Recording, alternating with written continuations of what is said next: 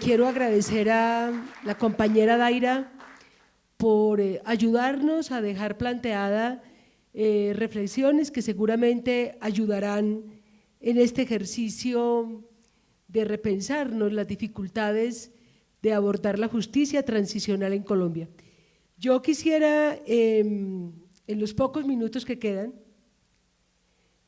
decirle a la Universidad Autónoma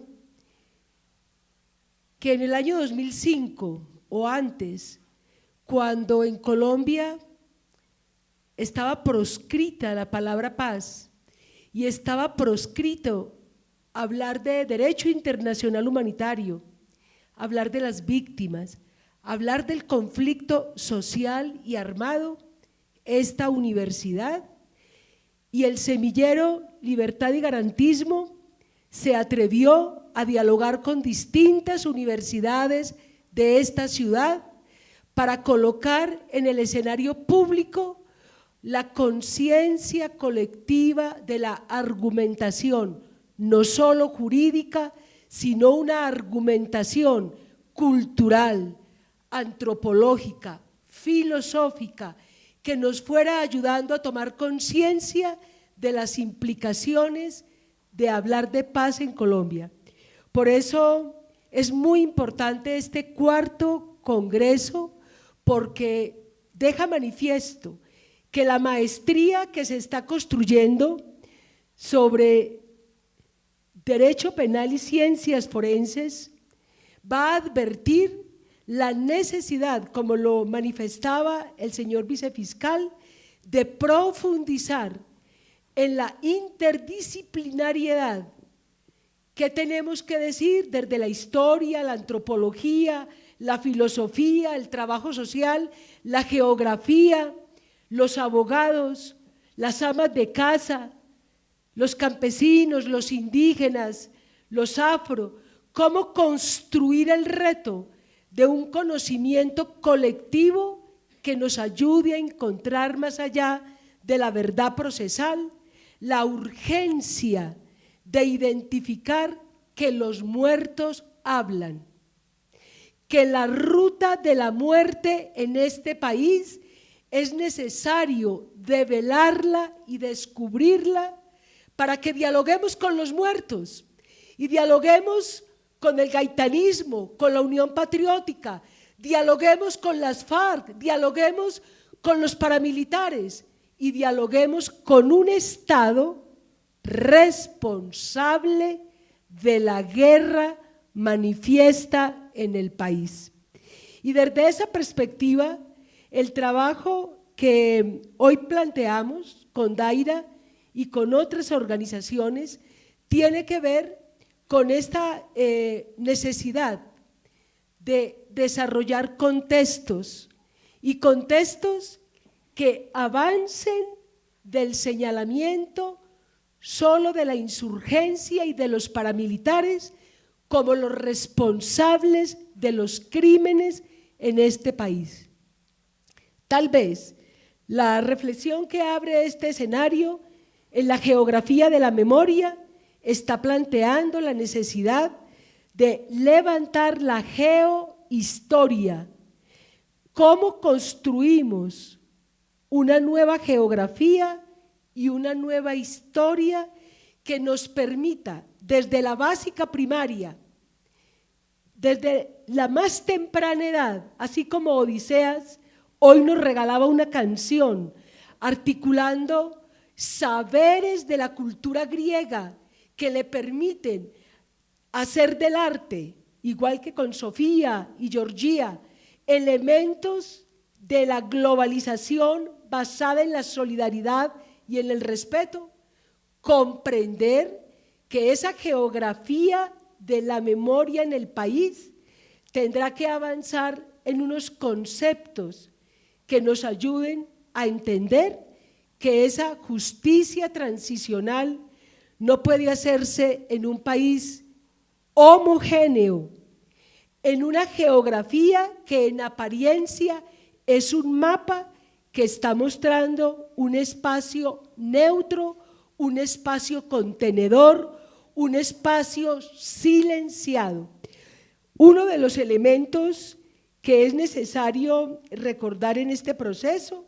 tiene que ver con un ejercicio para entender no solamente la definición de espacio, de territorio, de lugar, a la hora de hablar de la justicia transicional, porque más allá de construir en un mapa la georreferenciación de los factores reales de poder, dónde está la guerrilla, dónde están los paramilitares, pero es necesario a ese mapa colocarle la riqueza de la biodiversidad de este país. ¿Qué han significado los últimos 50 años en Colombia? Que algunos teóricos, expertos, que han planteado que Colombia se mantuvo de espaldas al mar, han planteado que los actores en conflicto se han disputado el poder.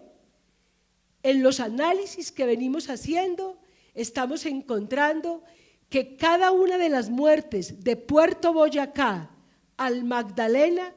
cuando levantamos esa ruta de la muerte, nos va mostrando esos muertos que antes veíamos aislados,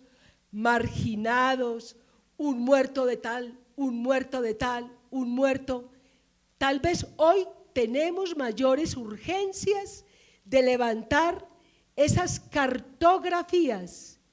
no solo señalando los hechos victimizantes, sino creando una intersección entre conflicto y desarrollo. En la intersección entre conflicto y desarrollo estamos encontrando que el plan de desarrollo del presidente Santos con las locomotoras, la minera o las locomotoras del agro, están mostrándonos que efectivamente los muertos de Puerto Boyacá y los muertos del Magdalena, mostrándolos en esa espacialidad, es necesario cruzar el mapa, por ejemplo, de la hidrovía del río Magdalena. ¿Qué implicaciones tienen los megaproyectos sobre la tensión territorial? El espacio no es solamente el lugar donde ocurrió una masacre. El espacio tiene que ver con las relaciones y el espacio producido socialmente. Nos está mostrando, por ejemplo, que la acumulación por desposesión que nos habla el profesor David Harvey tiene que ver con la capacidad de la justicia transicional de advertirle al país que hoy estamos frente a víctimas del modelo de desarrollo económico. La justicia transicional no puede ser un relato exclusivo de HH o el alemán o Don Berna o Jorge 40 o los paramilitares en Tumaco o las acciones de un frente de la guerrilla. Porque si cruzamos en el mapa que ustedes van a tener en sus manos, van a encontrar, por ejemplo, en el caso de Tumaco, todas las masacres que se han realizado en Tumaco, no solo en Tumaco. Es necesario entender en el contexto el continuo espacial del conflicto. Y en ese continuo espacial, los territorios diversos, cuando se hace un análisis de la espacialidad del conflicto, encontramos que la ruta de la muerte atraviesa municipios, departamentos, porque el límite geopolítico, la división político-administrativa, no significa lo mismo cuando estamos hablando de territorios del conflicto. Y en esta territorialidad del conflicto del caso de Tumaco se analizó todo el suroccidente del país. Y en el suroccidente encontramos cómo cada una de las masacres, de la desaparición, de las acciones de la insurgencia, de las acciones de los paramilitares, de los políticos implicados en las investigaciones, de la pérdida y los hallazgos fiscales en las regiones, es necesario hacer mapas que nos permitan relacionar variables, hacer interconexión de variables que nos vayan ayudando a arriesgarnos a producir hipótesis que nos permitan entender si el modelo de desarrollo que tiene Colombia y por el que ha apostado está sustentado en el crimen o por el contrario, ese modelo de desarrollo está advirtiendo que es posible las vías de penetración, los puertos. Por ejemplo, el señor vicefiscal abordaba el tema del Urabá. No me voy a detener porque tengo una información que he venido trabajando los últimos 15 años de mi vida, los últimos 15 años dedicados a una investigación sobre la región del Urabá, y si encontramos Bahía Cupica con el puerto de Turbo, estaríamos entendiendo que los muertos entre el puerto de Bahía Cupica y el puerto de Turbo nos están señalando que hay una espacialidad que necesita el capital para desalojar, para avanzar en lo que los planes de desarrollo fueron determinando en periodos de 20 y 30 años, que serían la apertura económica. Por eso, cuando estamos observando el comercio con el Pacífico, es muy importante los proyectos económicos, muy importante la justicia transicional, muy importante los diálogos de La Habana, pero seguramente dentro de los análisis de la justicia transicional va a ser necesario, por ejemplo, reconocer algunas fases. La primera fase que tenía desde 1962 el modelo y la asesoría de los Estados Unidos en la planeación del territorio en este país. La primera fase tenía que ser liberar mediante la guerra amplias zonas para que la subversión y sus bases populares no lograran avanzar en el proceso. Era necesario entonces, según la misión Yarburgen, hacer un proceso de concentración de la tierra, modernización vial, de servicios de infraestructura, el desarrollo del capitalismo ganadero y una nueva estructura jerárquica autoritaria en la organización social y política de las regiones. La segunda fase del modelo Yarburgen, que hace parte del proceso de visión antisubversiva para Colombia, advertía llevar riqueza a la región mediante la entrega subsidiada de tierras, la generación de empleo, la concentración de la población en centros poblados, la construcción de centros de salud y escuelas, energía eléctrica gratuita, construcción de represas para el suministro de agua, adecuación de la tierra, asistencia técnica y el préstamo de dicho dinero para la producción. Estas acciones se deberían realizar con el conocimiento y la legalización de instituciones del gobierno. La tercera fase del modelo Yarburgen, una vez consolidado el modelo de seguridad en las regiones liberadas de lo que se ha denominado la acción del enemigo, tenerla sin subversivos y sin sus bases comunitarias de apoyo,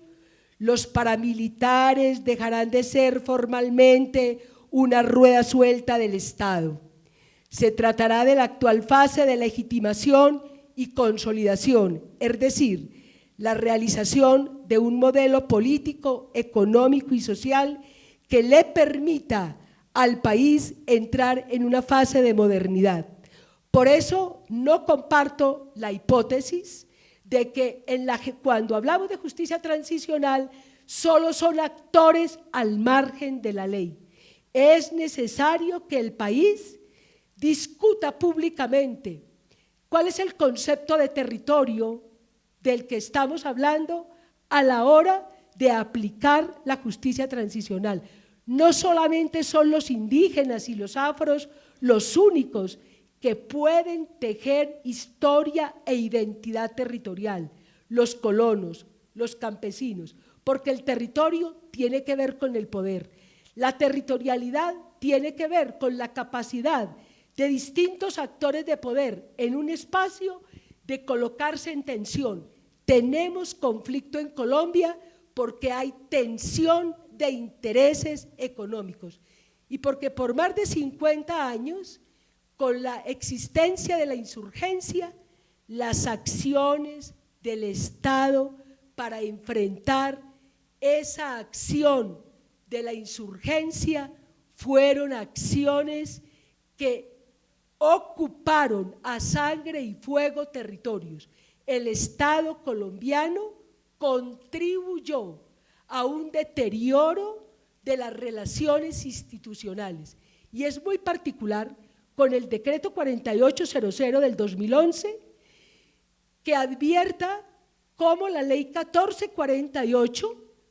va a ser uno de los instrumentos más importantes de la justicia transicional y depositan en la 1448 el deber ser de la paz del país. Pero la ley 1448 en sus apartados habla de tierra, no de territorio. La posibilidad de retornar de las personas a sus lugares está condicionado porque antes se dio la ruptura de la identidad, de las relaciones de pertenencia, la destrucción de los íconos que contribuyeron a ese proceso de identidad política. Es muy serio que hoy tengamos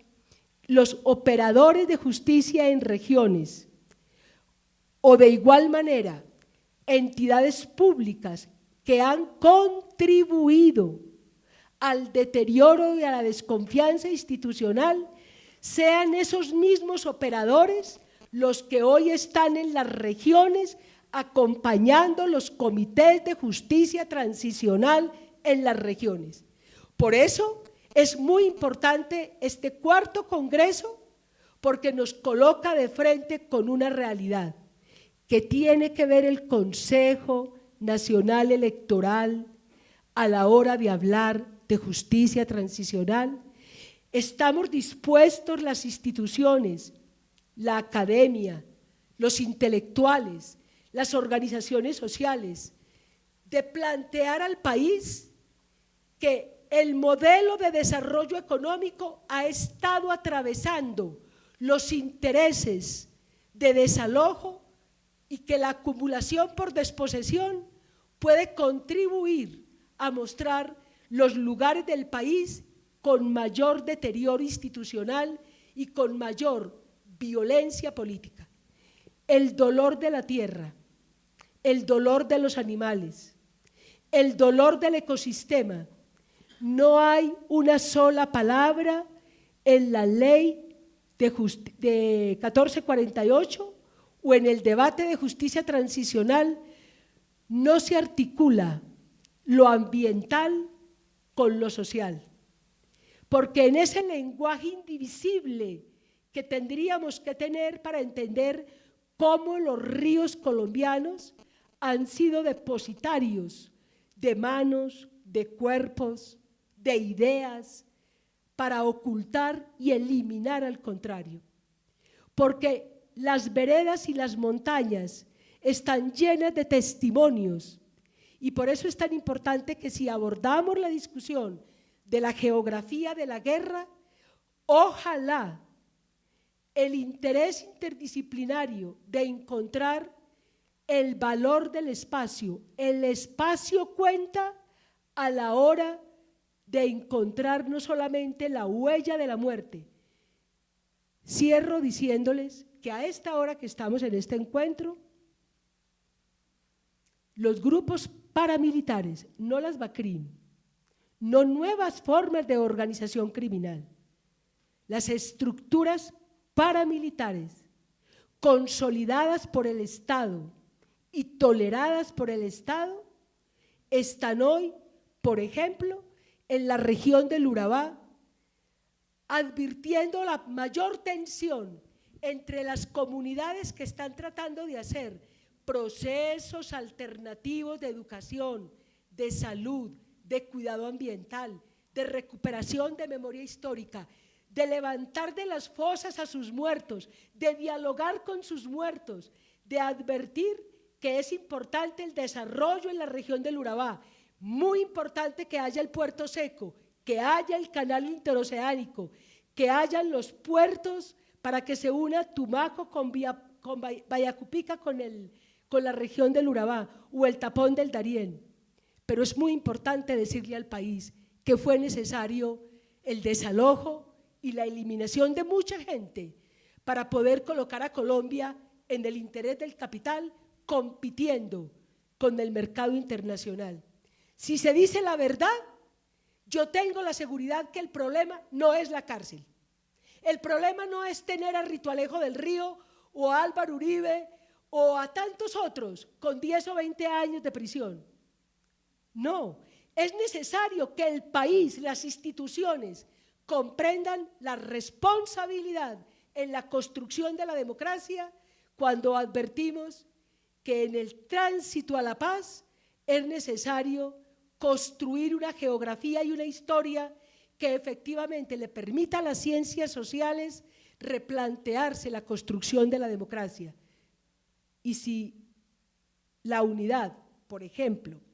hoy frente al debate político tendría que existir una condición sine qua non, no pudieran darse las elecciones del 2014.